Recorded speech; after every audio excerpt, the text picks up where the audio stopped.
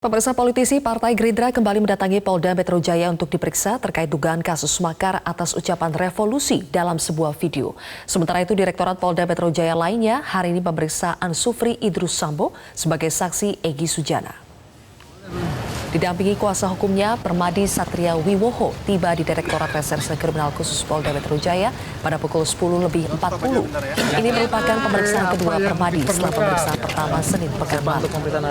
Sebelum diperiksa polisi terkait ucapan revolusi dalam ceramahnya, Permadi meminta penyidik bersikap profesional serta memberikan keringanan karena faktor usia dan kesehatan.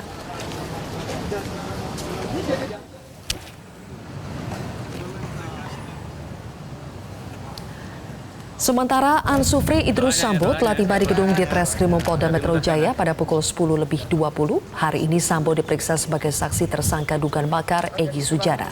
Ini merupakan panggilan kedua setelah 22 Mei lalu Sambo tidak memenuhi panggilan pemeriksaan kepolisian.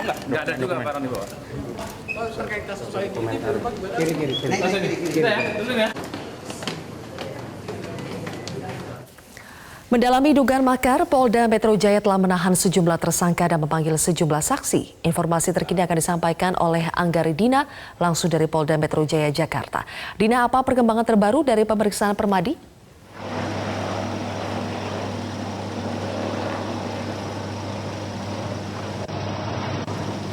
Iya, pada pukul 12.30 waktu Indonesia bagian Barat, politisi dari Partai Gerindra, Permadi Satria Wiwoho, telah selesai menjalani proses pemeriksaan oleh penyidik Direktorat Reserse Kriminal Umum.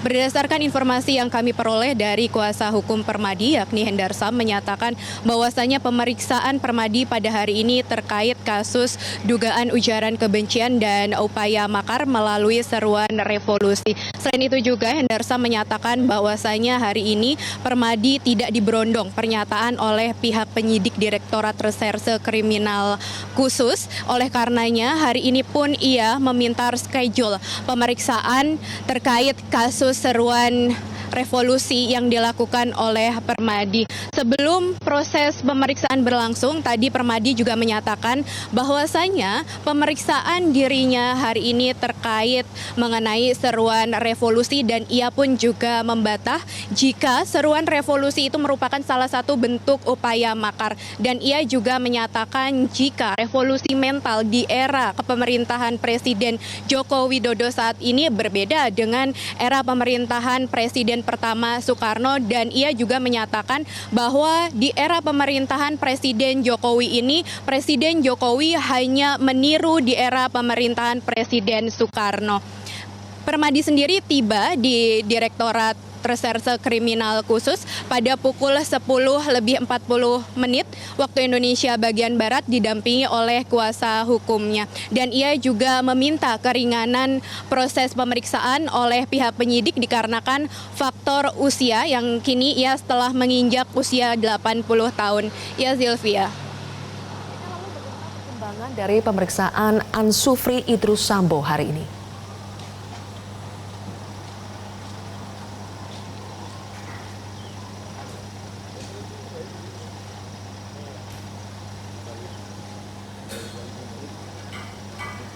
Dina,